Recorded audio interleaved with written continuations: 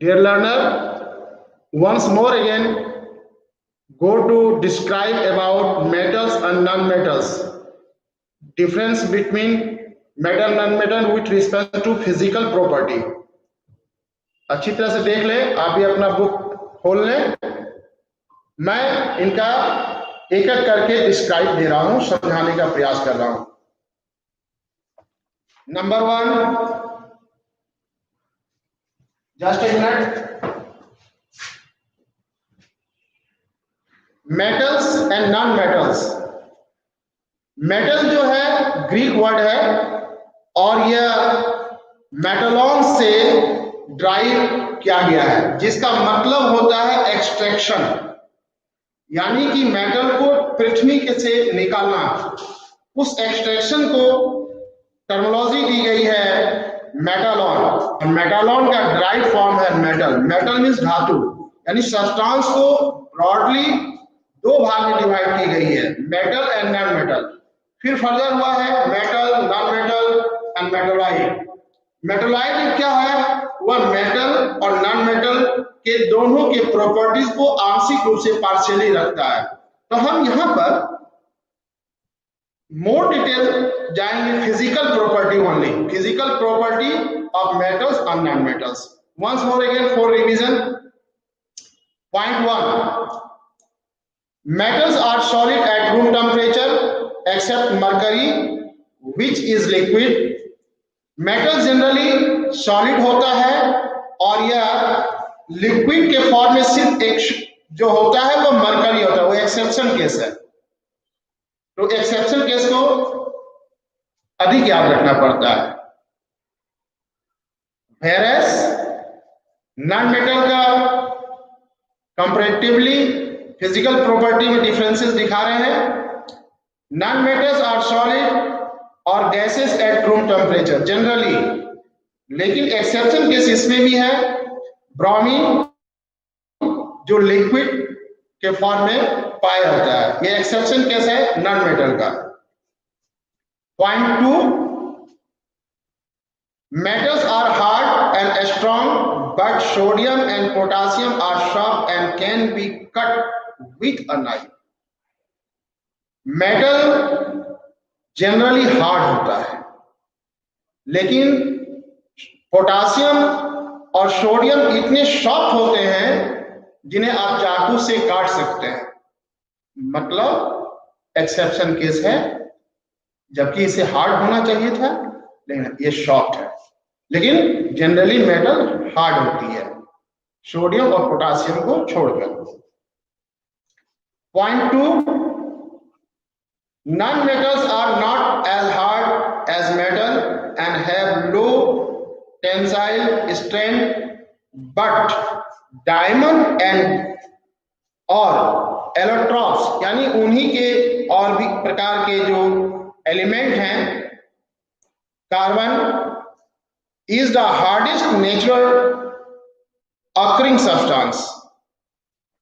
non-metal metal के compare में soft होना चाहिए, सॉफ्ट होता भी है, लेकिन एक्सेप्शन केस है डायमंड। इनके 4 टेट्रावैलेंसी होता है, इनके 4 कार्बन के साथ 4 कार्बन लगी होती है। अब तक के 118 नॉन एलिमेंट में सबसे हार्डेस्ट सब्सटेंस डायमंड है, जो नॉन मेटल है लेकिन हार्डेस्ट सब्सटेंस है। यह भी एक्सेप्शन केस है नॉन मेटल में, ध्यान रखेंगे, याद रखेंगे। Metals have metallic lustre. धातु में मेटल में चमक होती है, जैसे सोना, चांदी।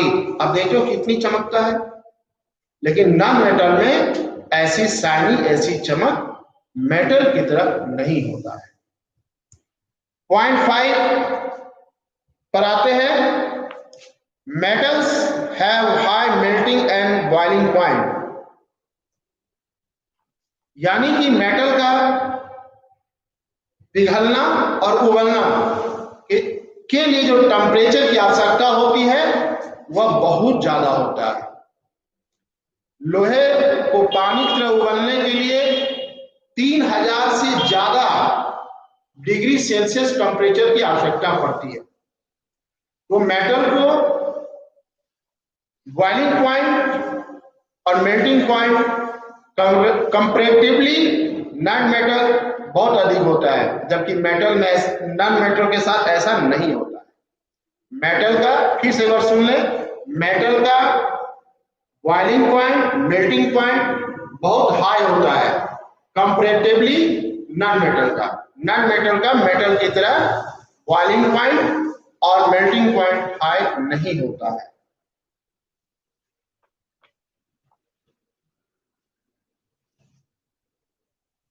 Non metals are bad conductor.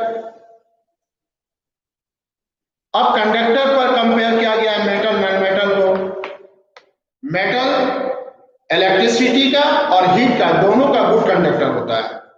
Good conductor कहने का मतलब यह है कि जो मेटल है, जैसे मान लीजिए यह वायर है या आयरन का रड है या कॉपर रड है, तो एक किसी कंटेनर में गर्म पानी रख लेते हैं और उसके एक सिरे को, एक पॉइंट को उस गर्म पानी के अंदर ले जाते हैं और दूसरे पॉइंट को टच करते हैं, तो कुछ समय के बाद, कुछ समय उपरांत क्या देखता हूं कि इसके दूसरे सिरे भी गर्म महसूस होने लगता है।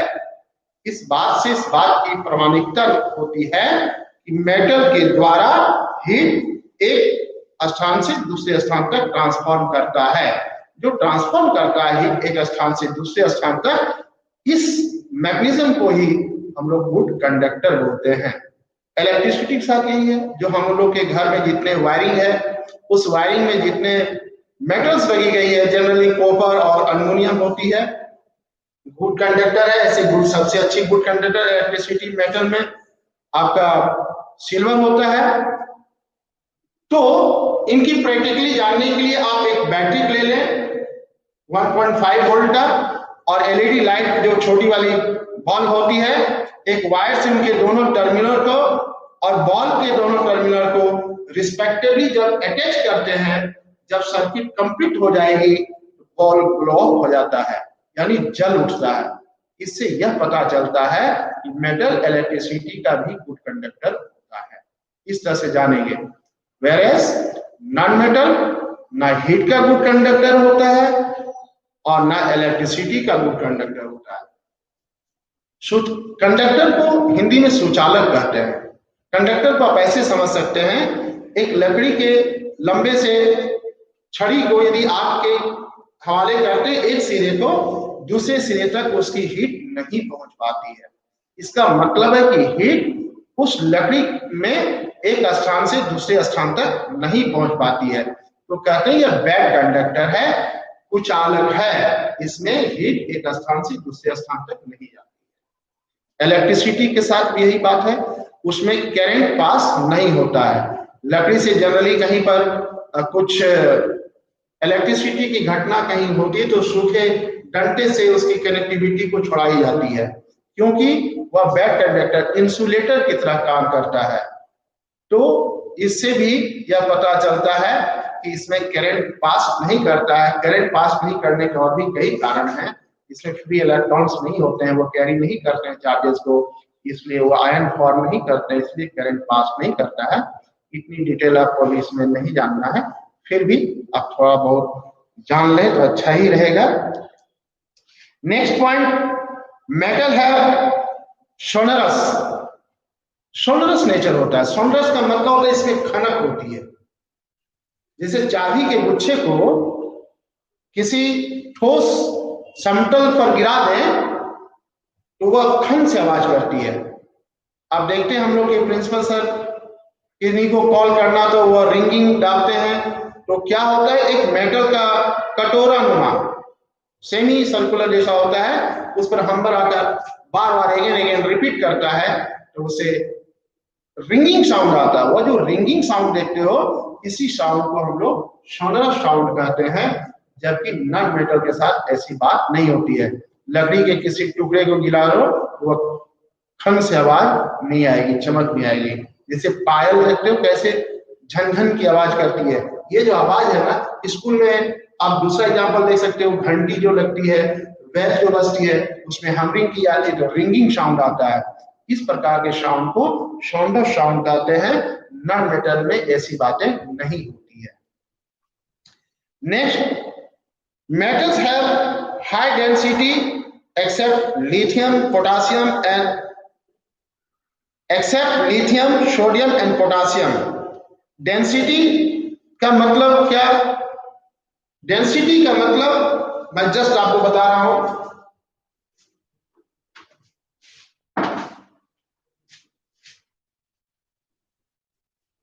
ऐसे मान लो एक यूनिट, सिंगल यूनिट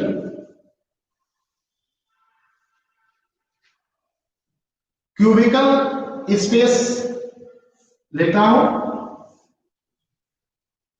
जिसकी dimension length, breadth and height 1 unit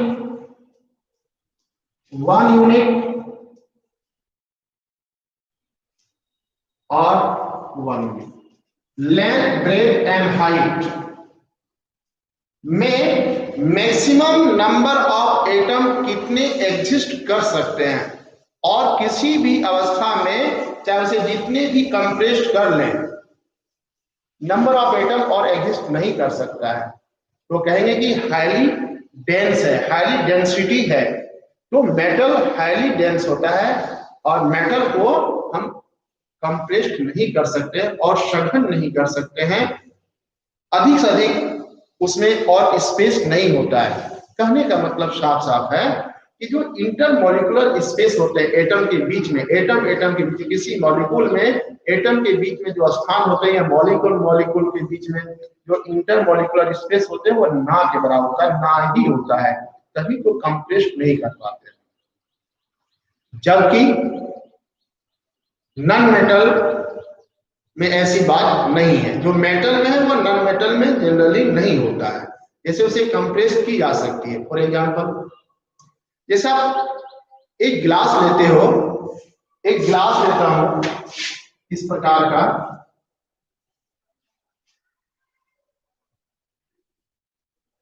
this is your glass and this is full of water, full of water. इसमें थोड़ी सी भी एक ड्रॉप भी वाटर दी जाए तो यह ड्रॉप कर जाएगा, लेकिन ऐसे भी हालात में आप शुगर या सॉल्ट आप इसमें धीरे धीरे कर ड्रॉप कर रहे हो और उसे हिला रहे हो, तो क्या देखेंगे कि यह धीरे धीरे अपने में उसको घोल लेता है, सॉल्यूट होता है, यह सॉल्यूशन है तो घुल जाता है। इसका मतलब, और पानी ड्रॉपलेट आउट नहीं आता है, इसका यह मतलब है कि इंटरमॉलिक्यूलर स्पेस है, इनके बीच में स्पेस है, तभी तो चीनी का और नमक के कण इन खाली स्थानों में अपना स्थान ग्रहण कर लेता है। इसका मतलब यह हुआ कि हम नॉन मेटल को कंप्रेस्ड कर सकते हैं, लेकिन मेटल को कंप्रेस्ड नहीं कर सकते। Non metals have low density. Low density मतलब इनके बीच में स्पेस है, तभी लो डेंसिटी कही जाती है। Next point, metals are malleable and can be beaten to thin sheet and foil except sodium and potassium। except का मतलब अपवाद, यानी उसे हम बीट करके शीट बना सकते हैं। इतना पतला आप मिठाई जनरली खाए होंगे तो देखते हैं उसमें जो सिल्वर वाली होती है कितनी पतली होती है, हल्का सा टच करने से ही आपके फिंगर में वहां सड़ जाता है, यानी कि इतना पतला शीट बनाई जा सकती है। ऐसा गुण मेटल में होती है। इस गुण को मेलेबल नेचर कही जाती है, जबकि नॉन मेटल में ऐसी गुण नहीं होती है। उसे आप बीटिंग करेंगे, हम्बरिंग करेंगे तो वह भंगुरता उसमें होती है, टूट जाती है और छोटे छोटे टुकड़े निकल जाएंगे, उनके साथ हम शीट नहीं बना सकते। Metals are ductile. डक्टाइल का मतलब होता है जिसे हम ड्रॉन करके वायर बना सकते हैं। 1 ग्राम सोना यदि आप ले लें तो 2 किलोमीटर लंबे तक का वायर, पतला वायर, वेरी थिक वायर बना सकते हैं। तो इतनी डक्टिलिटी मेटल्स में पाई जाती है, जबकि यह डक्टिलिटी नेचर हमारे नॉन मेटल में नहीं होता है। और नहीं होने के कारण यह डिफरेंसेस है मेटल एंड नॉन मेटल के बीच में।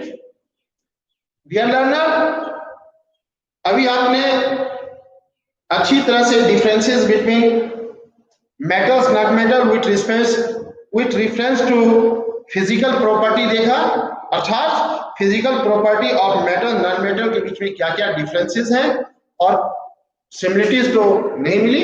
ये डिफरेंसेस को आप निश्चित रूप से याद कर लेंगे, आपके एग्जामिनेशन के पॉइंट ऑफ व्यू से भी बहुत इंपॉर्टेंट है। केमिकल प्रॉपर्टीज में जो डिफरेंसेस है मेटल नॉन मेटल, उसके पहले हम आपके साथ शेयर करना चाहेंगे रिएक्टिविटी सीरीज ऑफ मेटल। यह जानना उसके पहले बहुत ही नेसेसरी है, आवश्यक है। रिएक्टिविटी सीरीज ऑफ मेटल्स में सबसे पहले स्थान पर जो है वह है potassium, sodium, then magnesium, then calcium.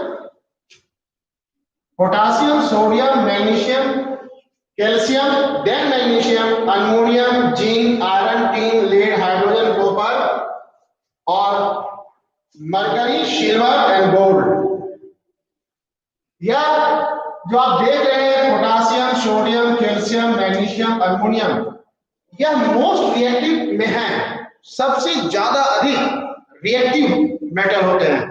Reactive का मतलब गर्म पानी में चाय पत्ती के कुछ दाने कैसे रंग बदल, जो क्विकली रंग बदलते हैं ना, क्विक एक्शन में आ जाते हैं, उनको रिएक्टिव कहते हैं। सक्रियता बोलते हैं, काफी क्रियाशील होते हैं, रिएक्टिव ना क्रियाशील।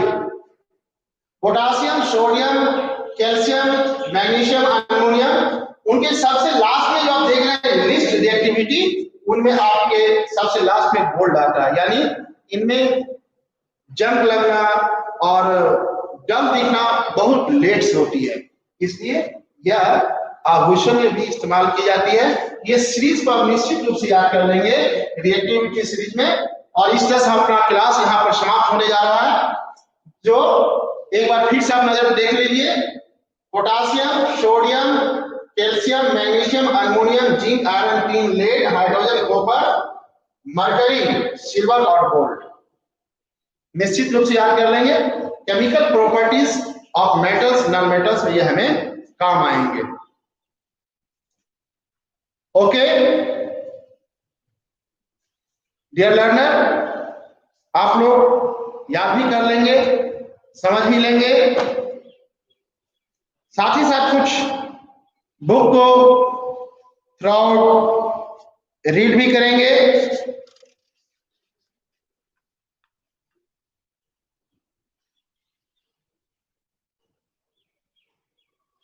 Chemical properties of metals and non metal next class में करने का विचार है।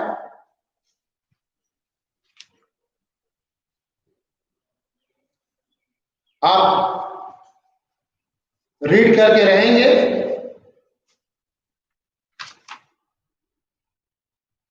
रिएक्टिविटी सीरीज हम लोग यहां से लिए हैं, आप भी अच्छी तरह से देख लें और इसे याद कर लेंगे।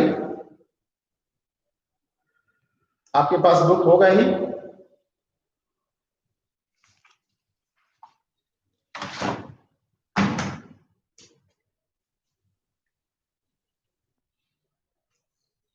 उसके बाद हम लोग जो स्टडी करेंगे वह है use of metal and non metal. हमारे जीवन में कहाँ मेटल नॉन मेटल का यूज होता है, यह देखेंगे, जानेंगे, समझेंगे।